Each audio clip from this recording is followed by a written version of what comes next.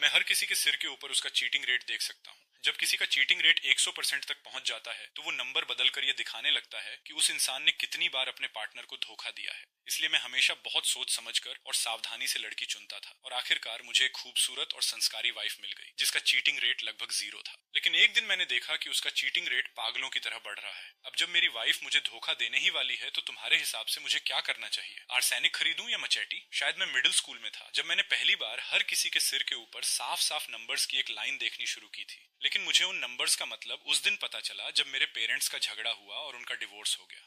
तभी मुझे समझ आया कि वे नंबर्स असल में चीटिंग रेट दिखाते हैं। जब चीटिंग रेट 100% तक पहुंच जाता है तो उसकी जगह यह दिखने लगता है कि उस इंसान ने कितनी बार अपने पार्टनर को धोखा दिया है। अपने पेरेंट्स के साथ जो हुआ उसे सबक मानकर मैंने कसम खाई कि मैं ऐसी खूबसूरत और संस्कारी लड़की को अपनी वाइफ बनाऊंगा जिसके सिर के ऊपर चीटिंग रेट बहुत कम हो। हालांकि ऐसी लड़की ढूंढना मुश्किल था, लेकिन कहते हैं ना, सच्ची कोशिश कभी बेकार नहीं जाती। और कॉलेज में मुझे सच में ऐसी लड़की मिल गई। इतना ही नहीं, उसका चीटिंग रेट लगभग 0 के बराबर था। उसका नाम सू वानछिंग था। वो मुझसे 2 साल बड़ी थी, बेहद खूबसूरत थी और देखने में बहुत मासूम और प्योर लगती थी। लेकिन उसके परिवार की हालत कुछ खास अच्छी नहीं थी। वो अपने छोटे भाई और माँ के साथ रहती थी। उसके पिता एक गैम्बलर थे जो जुए के कर्ज की वजह से घर छोड़कर भाग गए थे और परिवार के ऊपर 1 लाख से भी ज्यादा का कर्ज छोड़ गए थे। लेकिन मेरे लिए इन बातों से कोई फर्क नहीं पड़ता था। इतने सालों में लोगों का चीटिंग रेट देखने की अपनी एबिलिटी के सहारे मैंने पर्दे के पीछे चुपचाप काफी पैसा कमा लिया था और लगभग 0 चीटिंग रेट वाली लड़की मिलना बेहद मुश्किल था। अपने पेरेंट्स जैसी किस्मत दोबारा न झेलनी पड़े, इसलिए मुझे इस मौके को किसी भी हालत में हाथ से नहीं जाने देना था। उसके बाद मैंने उसे पाने के लिए पूरी जान लगा दी और यहाँ तक कि उसके परिवार का सारा कर्ज भी चुका दिया। शादी के बाद भी वो बिल्कुल वैसी ही निकली। वो बहुत संस्कारी थी और हमेशा मेरे साथ बेहद प्यार और नरमी से पेश आती थी।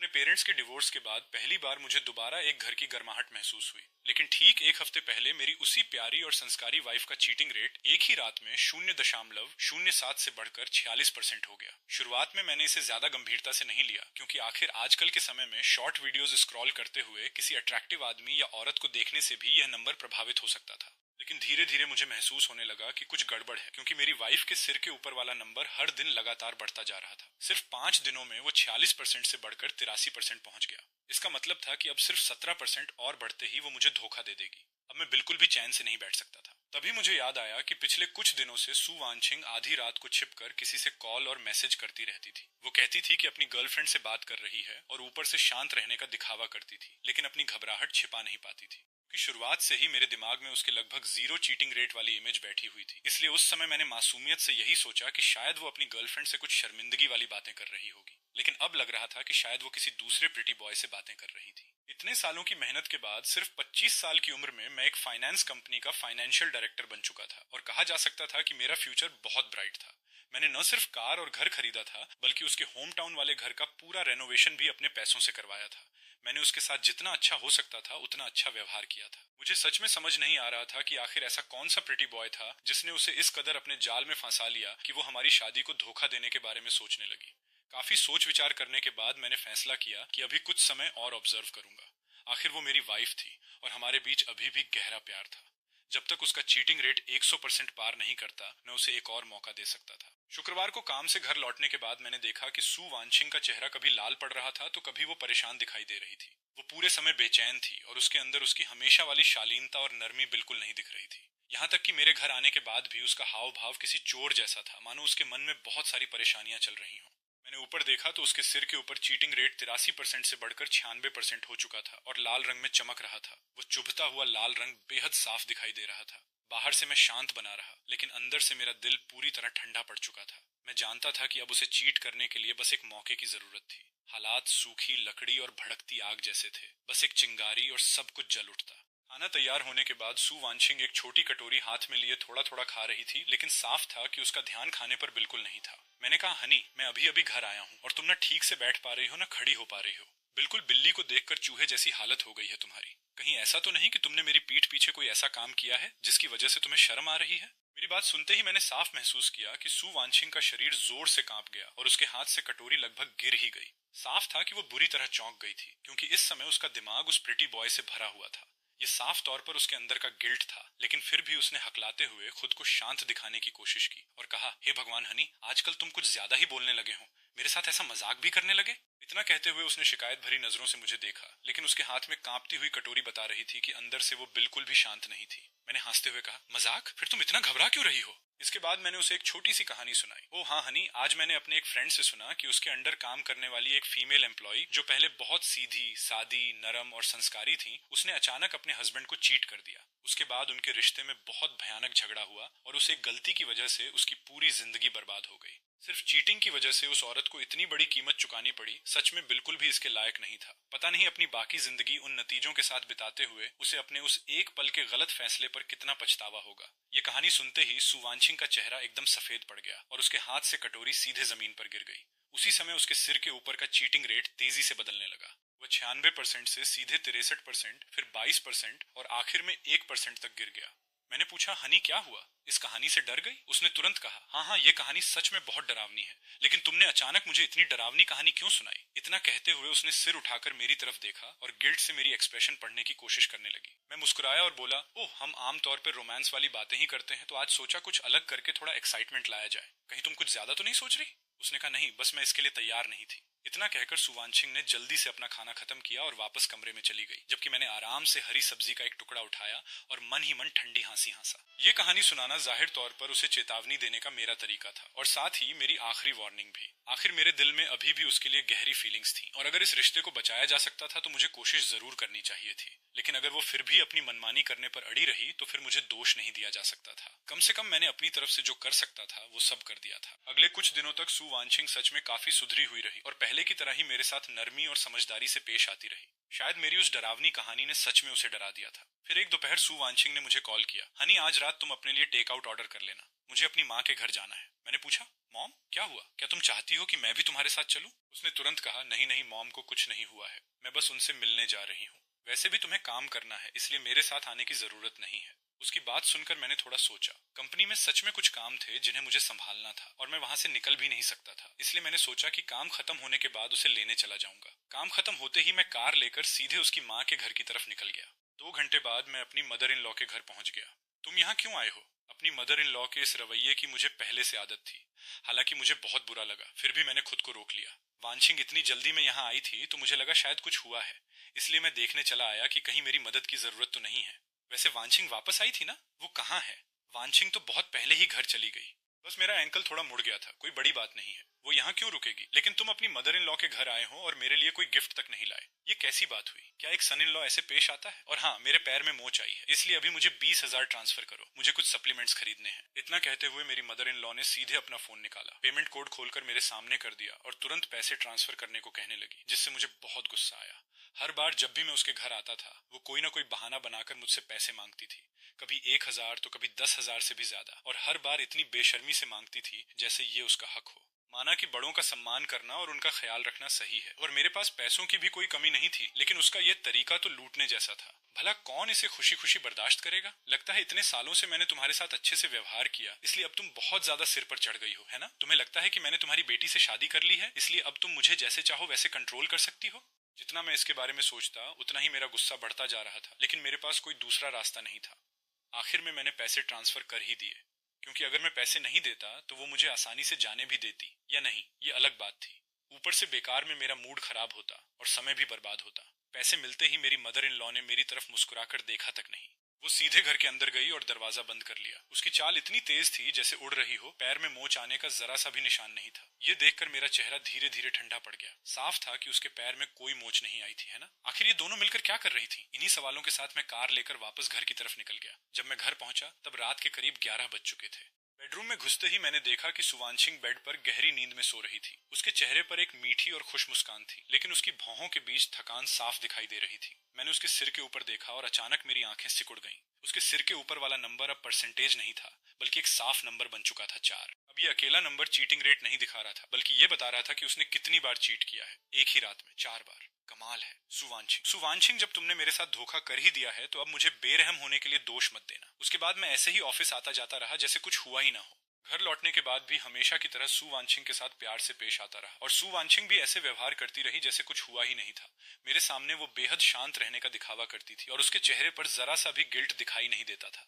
लेकिन असल में अंदर ही अंदर वो अब खुद को रोक नहीं पा रही थी, क्योंकि उसके सिर के ऊपर चमकते लाल रंग के 4 के ठीक बगल में एक नया परसेंटेज दिखाई देने लगा था, 99%। इसका मतलब था कि वो एक बार फिर चीट करना चाहती थी और बहुत संभव था कि वो आज रात ही ऐसा करने वाली थी। एक आदमी अपनी वाइफ का धोखा बर्दाश्त कर सकता है, मैं भी कर सकता हूँ, लेकिन इस बार मैंने सब कुछ बर्दाश्त कर लिया। पहली बार मुझे धोखा मिला तो वो मेरी लापरवाही थी। मैं उनकी चाल समझ नहीं पाया और उसे रोक नहीं सका। लेकिन इस बार दोबारा धोखा सहने का मेरा मकसद था। मुझे एक नतीजा चाहिए था। मैंने चुपके से एक प्राइवेट इन्वेस्टिगेटर हायर किया और उसे पूरी बात की जांच करने को कहा। साथ ही मैं ये भी देखना चाहता था कि इस बार उसे कवर करने में आखिर कौन मदद कर रहा है।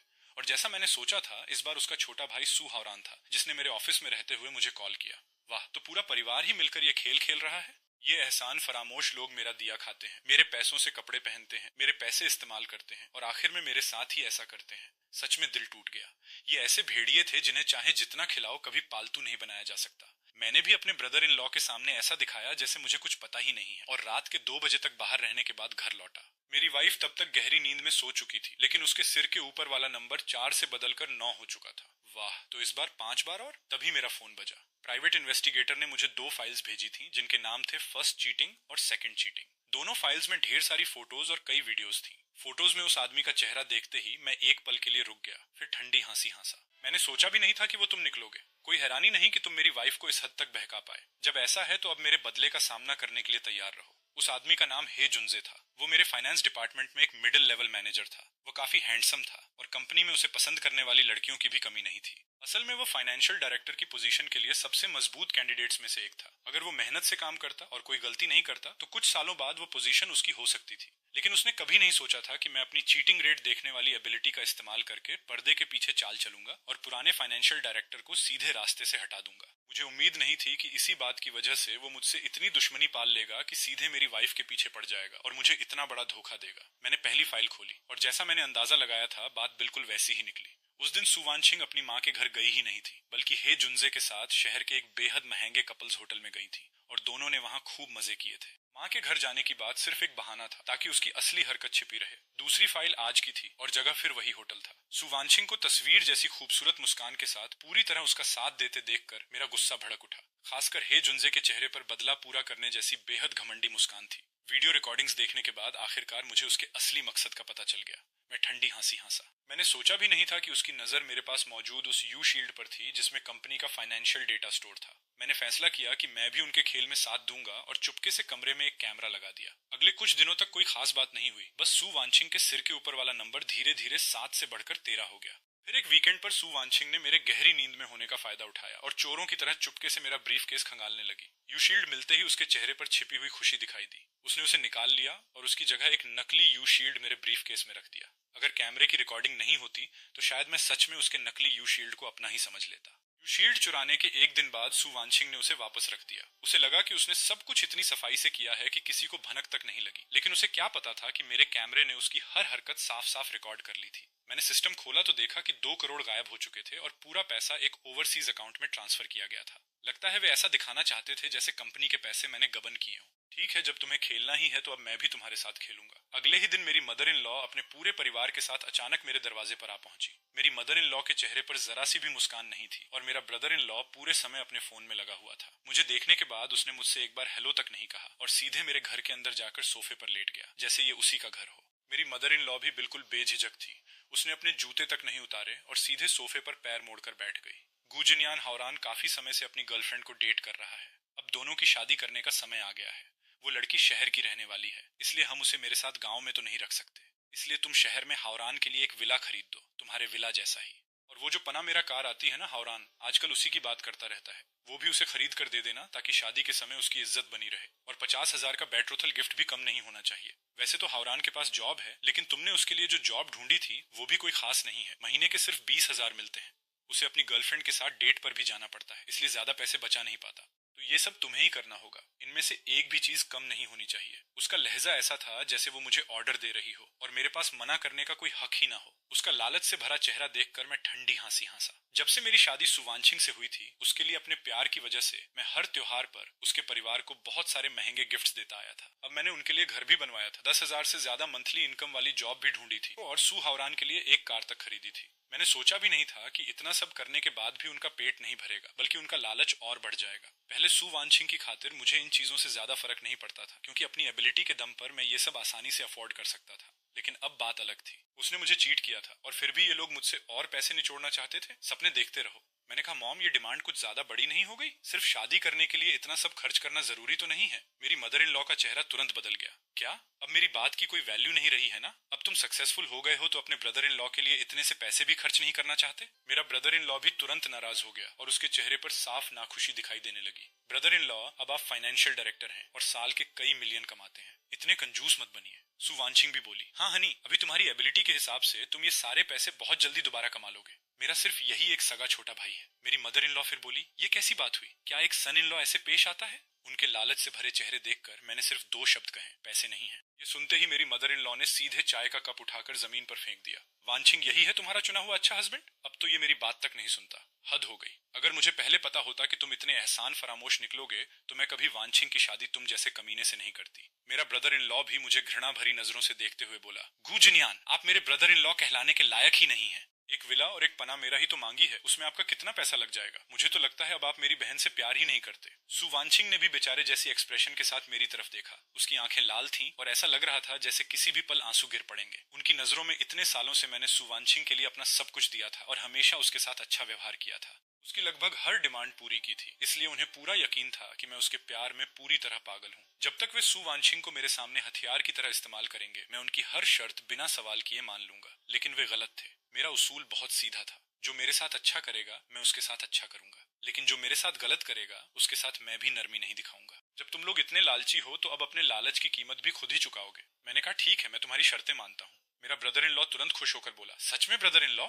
आपने खुद कहा है बाद में अपनी बात से पीछे मत हटना। मैंने कहा बिल्कुल सच है। तुम मेरी वाइफ के सगे भाई हो, मेरे ब्रदर इन लॉ हो, उसकी खातिर मैं कुछ भी करने को तैयार हूँ। सुवांशिंग ने भावुक एक्सप्रेशन के साथ मुझे गले लगा लिया, लेकिन उसके सिर के ऊपर दिखाई दे रहा 13+93% का चीटिंग रेट जरा सा भी नहीं बदला। साफ था कि उसका ये सब सिर्फ दिखावा था। मेरी मदर इन लॉ भी अपनी खुशी मुश्किल से रोक पा रही थी, लेकिन फिर भी उसने चेहरा गंभीर बनाए रखा और अपना रौब दिखाते हुए बोली, अब हुई ना बात। अगर तुम इतनी सी डिमांड भी पूरी नहीं कर सकते तो फिर मेरे सन इन लॉ बने रहने की भी कोई जरूरत नहीं है। उनके कभी ना खत्म होने वाले लालच को देखकर मैं मन ही मन ठंडी हंसी हंसा, फिर चेहरे पर मजबूर और कड़वी मुस्कान लाते हुए बोला, बस एक छोटी सी दिक्कत है। कंपनी के फाइनेंस में थोड़ी प्रॉब्लम होने की वजह से अभी मेरे पास सच में कोई पैसा नहीं है। मेरे ब्रदर इन लॉ के चेहरे की मुस्कान तुरंत गायब हो गई और उसने गुस्से में मेरा कॉलर पकड़ लिया। गूजनियान, क्या तुम मेरे साथ फकिंग मजाक कर रहे हो? मैंने तुरंत समझाया, नहीं नहीं नहीं, तुम गलत समझ रहे हो।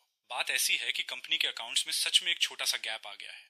उस गैप को भरने के लिए मैंने अपना सारा पैसा उसमें लगा दिया है। फाइनेंस को वापस नॉर्मल होने में कम से कम 1 हफ्ता लगेगा।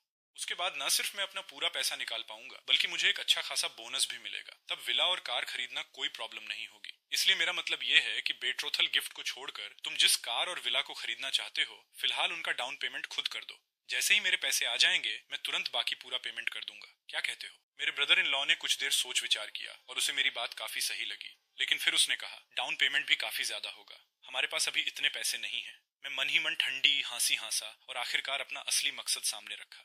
फिर तो मैं भी कुछ नहीं कर सकता, लेकिन तुम लोन ले सकते हो। बहुत सारे ऑनलाइन लोन्स मिल जाते हैं और बैंक से मॉर्गेज लोन भी लिया जा सकता है। तुम घर को बैंक के पास मॉर्गेज रखकर उससे मिलने वाले पैसे से डाउन पेमेंट कर दो। बाद में मैं तुम्हारे सारे लोन्स चुका दूंगा। अगर उनकी जगह कोई और होता तो शायद उसे तुरंत महसूस हो जाता कि कुछ गड़बड़ है, लेकिन ये लालची लोग अलग थे। उन्हें पूरा यकीन था कि मैं सु वांशिंग के बिना रह ही नहीं सकता। उन्हें लगता था कि बस थोड़ी सी चालाकी से वे मुझे पूरी तरह कंट्रोल कर सकते हैं, बिल्कुल उन ऑनलाइन सिम्स की तरह जिन्हें थोड़ी सी मिठास दिखा दो तो वे और पाने के लिए पागल हो जाते हैं, और थोड़ा सा कड़वा व्यवहार कर दो तो दिन रात उसी के बारे में सोचते रहते हैं। उन्हें लगता था कि मैं बिल्कुल वैसा ही इंसान हूँ, क्योंकि इतने सालों से मैं उनके परिवार के साथ जरूरत से ज्यादा अच्छा रहा था। ठीक है, उन्हें राजी होते देखकर मैं तुरंत उन्हें कार और घर देखने ले गया। मेरा ब्रदर इन लॉ तो खुशी से पागल हो गया था। तभी सेल्स पर्सन ने अचानक कहा, आज एक और कस्टमर को भी ये कार और ये घर बहुत पसंद आया था। वो अपना फोन नंबर छोड़कर गया है और कह रहा था कि कल कांटेक्ट करेगा। हो सकता है वो भी इन्हें खरीदना चाहता हो। ये सुनते ही मेरा ब्रदर इन लॉ घबरा गया, क्योंकि कार और घर दोनों बिल्कुल उसकी पसंद के थे।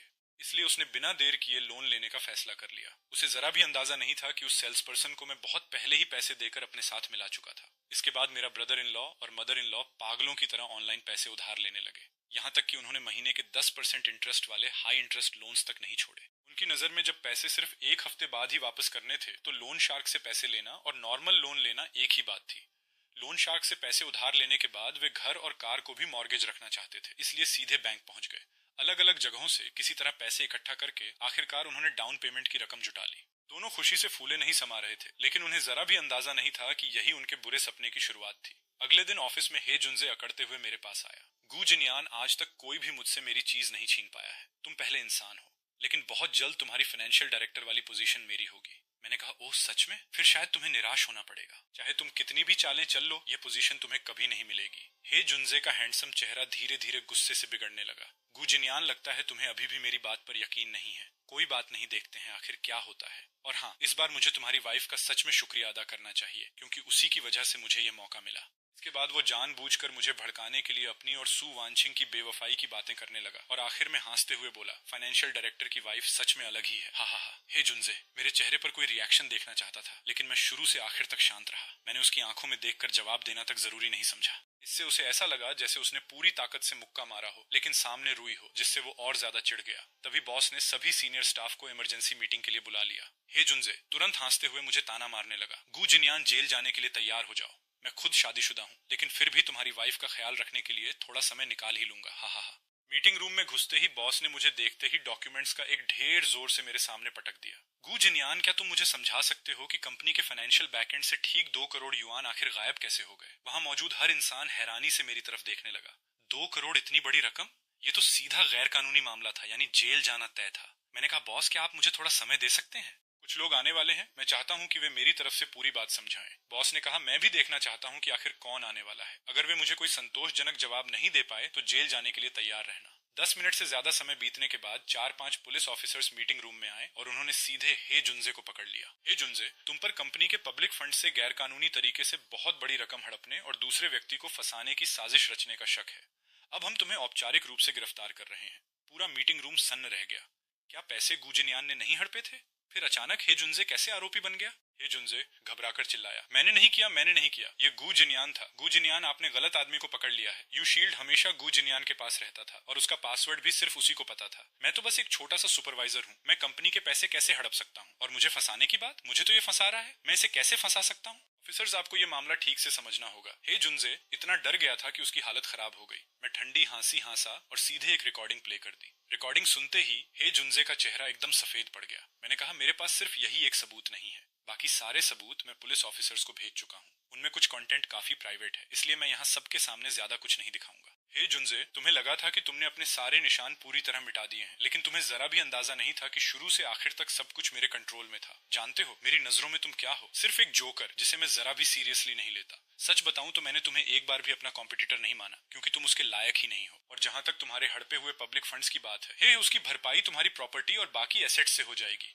मेरी बातें सुनते ही हे जुनजे का पूरा शरीर कांपने लगा। वो इतना डर चुका था कि ठीक से खड़ा तक नहीं हो पा रहा था और आखिरकार पुलिस उसे घसीटते हुए वहां से ले गई। सबके चले जाने के बाद मैं चुपचाप बॉस के पास गया और बोला, मिस्टर मा, आप नहीं चाहेंगे कि आपके अफेयर्स के बारे में आपकी वाइफ और बाकी लोगों को पता चले, है ना? हे जुनजे से निपटने के बाद अब सू वांचिंग से निपटने की बारी थी। हे जुनजे के जेल जाने के बाद मुझे अब किसी बात की चिंता नहीं थी, इसलिए मैंने तुरंत सू वांचिंग को कोर्ट समन भिजवा दिया। कोर्ट समन देखते ही सू वांचिंग का चेहरा एकदम सफेद पड़ गया। मेरी मदर इन लॉ लियू सुमेई गुस्से से आग बबूला होकर मेरी तरफ दौड़ी और जोर जोर से गालियां देने लगी। गू जिनयान, तुम एहसान फरामोश और बेरहम कमीने, आखिर वांचिंग ने तुम्हारा क्या बिगाड़ा है जो तुम उसके साथ ऐसा कर रहे हो? तुमने उसे डिवोर्स के लिए कोर्ट समन तक भिजवा दिया। अगर आज तुमने मुझे ठीक से जवाब नहीं दिया तो मैं तुम्हारी जिंदगी नर्क बना दूंगी। इतना कहते हुए उसने मुझे थप्पड़ मारने के लिए हाथ उठा दिया। मैंने उसकी कलाई पकड़कर जोर से झटक दी। लियू सुमेई दर्द से कराहते हुए जमीन पर गिर गई और जोर जोर से रोने लगी। सू वांचिंग तुरंत उसके पास दौड़ी, जबकि सू हावरान तो मुझे मुक्का मारने के लिए आगे बढ़ गया, लेकिन उसके वार करने से पहले ही मैंने उसे एक थप्पड़ मारकर सीधे जमीन पर गिरा दिया। सच कहूं तो मैं बहुत पहले से तुम लोगों से तंग आ चुका हूं। अगर तुम सू वांचिंग की माँ और भाई नहीं होते तो क्या तुम्हें लगता है कि मैं इतने सालों तक तुमसे इतनी इज्जत से पेश आता? इतने सालों से तुम्हारे लालच की कोई सीमा नहीं रही। तुमने मुझसे कितना कुछ लिया है ये तुम खुद अच्छी तरह जानते हो। और जहां तक डिवोर्स की बात है, वो शब्द भी सू वांचिंग के लिए कुछ ज्यादा ही नरम है। ये कहना ज्यादा सही होगा कि मैं तुम्हें अपनी जिंदगी से बाहर फेंक रहा हूँ। क्यों? क्योंकि तुमने एक वाइफ होने की अपनी जिम्मेदारी तक नहीं निभाई और ऊपर से अपने लवर के साथ मिलकर मेरे खिलाफ साजिश भी रची। मैंने तुम्हें एक मौका दिया था। 2 हफ्ते पहले जो कहानी मैंने तुम्हें सुनाई थी वही मेरी आखिरी वार्निंग थी। अगर उस समय तुम खुद को रोक लेती तो मैं सब कुछ जाने देता और यहाँ तक कि पूरी जिंदगी तुम्हारे साथ बिताता। लेकिन मैंने नहीं सोचा था कि आखिर में तुम फिर भी अपनी चाहत के आगे हार जाओगी और मुझे धोखा दे दोगी। बकवास। मुझे तो लगता है किसी और को तुमने ढूंढ लिया है और अब वांछिंग को छोड़ने के लिए ये पूरी साजिश रची है। वांछिंग इतनी नरम और संस्कारी है, एक अच्छी वाइफ है, वो ऐसा शर्मनाक काम कैसे कर सकती है? अगर तुम्हारे पास सबूत है तो दिखाओ। वो इसी उम्मीद पर दांव लगा रही थी कि अगर मेरे पास सबूत नहीं हुआ तो मेरी कोई बात साबित नहीं हो पाएगी। मैंने कहा, लियू सुमेई, तुम सच में हद से ज्यादा बेवकूफ हो। क्या तुम्हें लगता है कि मैं बिना सबूत के कोर्ट में केस फाइल करूंगा? मैंने वे फोटोज सीधे उसके चेहरे पर फेंक दी। तस्वीरों में जो दिख रहा था वो बेहद आपत्तिजनक था। सु वानचिंग, जो अभी तक थोड़ी सी उम्मीद पकड़े बैठी थी, उन्हें देखते ही निराश होकर जमीन पर गिर पड़ी। ये देखकर लियू सुमेई ने तुरंत सारी फोटोज उठा ली, उन्हें मसल कर गोल किया और सबूत मिटाने के लिए अपने मुंह में ठूंसने लगी। उसके दिमाग में यही था कि मेरे पास सबूत के नाम पर सिर्फ यही कुछ फोटोज हैं। बड़ी मुश्किल से उन्हें निगलने के बाद मैंने उसका मजाक उड़ाते हुए कहा, खा लिया सब? मेरे पास और भी हैं, कुछ और खाओगी? मैंने एक मोटा सा फोटोज का ढेर निकाल लिया, जिसे देखते ही लियू सुमेई गुस्से से लगभग बेहोश हो गई। ठीक है वानचिंग, अगर इसे डिवोर्स चाहिए तो दे दो, हमें इससे कोई डर नहीं है। वैसे भी उसकी आधी प्रॉपर्टी तुम्हारी ही होगी और तुम्हारी खूबसूरती के साथ तुम आसानी से कोई दूसरा अमीर हस्बैंड ढूंढ सकती हो।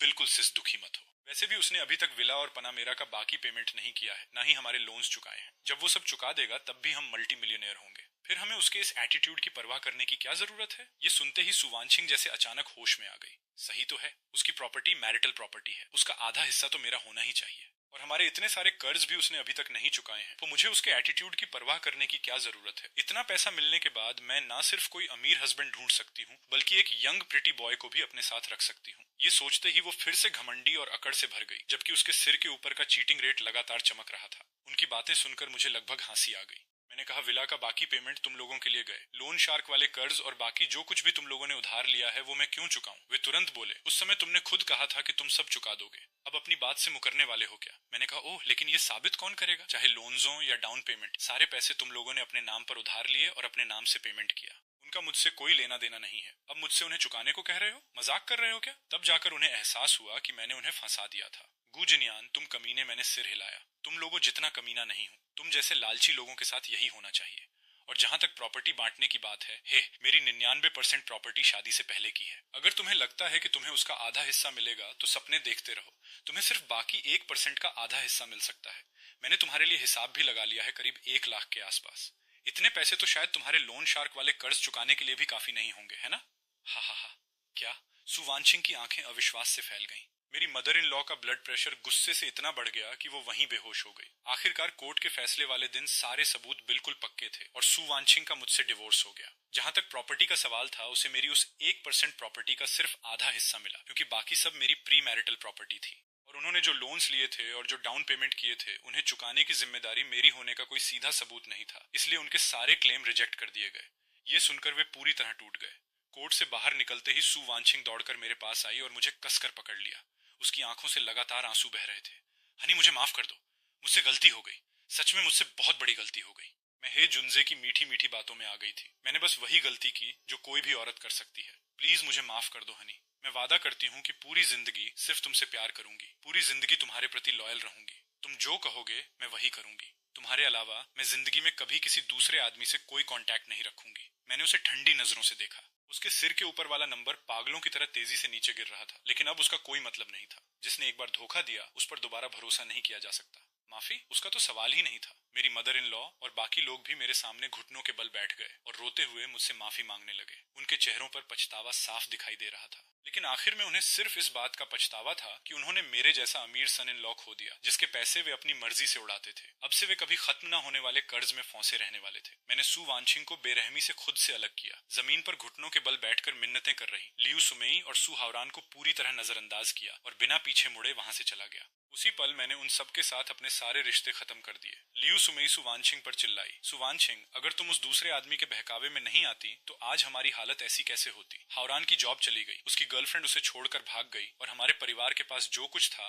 वो सब खत्म हो गया। ये सब तुम्हारी गलती है, सिर्फ तुम्हारी गलती। तुम एक बुरी औरत हो, तुम मेरी बेटी कहलाने के लायक नहीं हो। मैं मरते दम तक तुम्हें कभी माफ नहीं करूंगी। आखिर में ये शब्द कहते ही लियू सुमेई को अचानक सेरेब्रल हेमरेज हुआ और उसकी मौत हो गई। मरते समय भी उसकी आंखें खुली रह गईं, जैसे उसे आखिरी पल तक चैन नहीं मिला हो। सुवानचिंग पछतावे से भर गईं और उसकी आंखों से लगातार आंसू बहते रहे। अब वो बेहद कमजोर और पीली पड़ चुकी थी। उसके कपड़े फटे पुराने थे और उसकी पहले वाली खूबसूरती पूरी तरह गायब हो चुकी थी। उसकी हालत इतनी खराब हो गई थी कि अगर वो पैसे के लिए गलत काम करना भी चाहती तो भी कोई उसे नहीं चाहता। एक पुल के नीचे सिकुड़ कर बैठी वो याद करने लगी कि पहले मैं उसके साथ कितना अच्छा व्यवहार करता था। ये सब याद आते ही उसका दिल दुख से भर गया और वो फूट फूट कर रोने लगी। लेकिन इस दुनिया में पछतावे की कोई दवा नहीं होती। उसने जो किया था आखिरकार उसे उसकी कीमत चुकानी ही थी। जहां तक बाद में उन लोगों का क्या हुआ, मैंने उसकी कोई परवाह नहीं की। मेरी जिंदगी लगातार बेहतर होती गई और मेरा करियर भी तेजी से आगे बढ़ा। मैंने आखिरकार कंपनी के बॉस को उसकी पोजीशन से हटाने में सफलता हासिल कर ली और वो फाइनेंशियल कंपनी आधिकारिक तौर पर मेरी हो गई। अब मेरा बिजनेस फल फूल रहा था और मैं सच में एक कामयाब इंसान बन चुका था।